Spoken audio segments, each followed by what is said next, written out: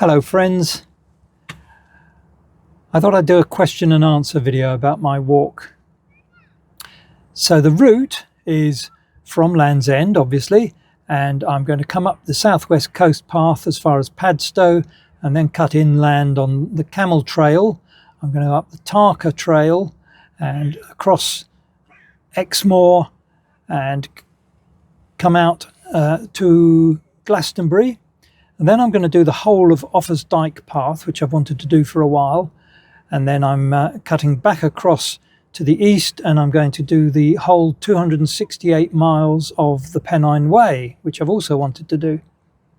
From the top of the Pennine Way, I come over into Scotland, and I'm going to go up through Fort William, and then it's into the great unknown, the wild and uninhabited 100 miles or more of central Scotland. No shops, very little in the way of food sources, but great wilderness.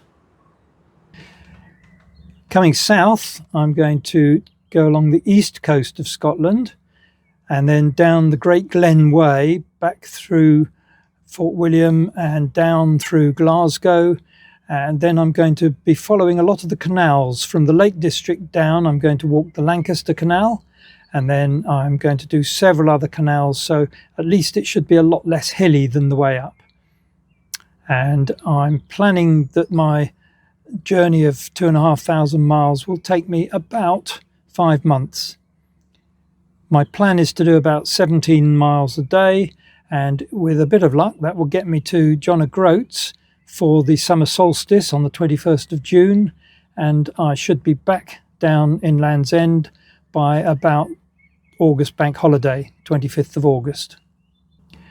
I was asked whether I'm going to be lonely, but I think I'm going to meet so many interesting people that won't be an issue at all. And anyway, I quite enjoy being on my own for a while. I've been planning the walk since my 70th birthday, which was last July. So I've had nearly 9 months of planning, but I hope it's worth it because I feel like I've planned enough and now I just want to get on and walk it. I was asked about sleeping and food. So sleeping, most of the time I'm going to be camping. I've got my lovely lightweight tent. Occasionally I will go into B&B or a hotel maybe, and as far as food is concerned, I'm going to be buying food along the way. I might eat in cafes and restaurants occasionally, but mostly it's going to be eating in the tent at night. I'm going to have lots of healthy nuts and dried fruit and all that sort of goodness to keep me stoked up. I mentioned food, but water is of course pretty critical. And rather than carry gallons of water, which would be extremely heavy, then I have a water filter system, which means that I only need to carry a relatively small amount of water, and I can take water and filter it from streams and lakes. I was asked what I'm expecting to gain from this. Well, I think it's just going to be one of those memories that will stay with me forever. I love the idea of walking and being out in the countryside so much. I really love the countryside anyway, and to do something as mammoth as this, it's not going to be something I'm going to forget in a hurry. Hopefully it will also make me a bit stronger as well, keep me healthy.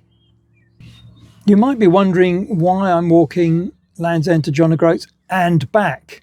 Well, the and back bit started as a kind of maybe I would, and then the more people I spoke to, the more it seemed that just walking one way wasn't really enough of a challenge.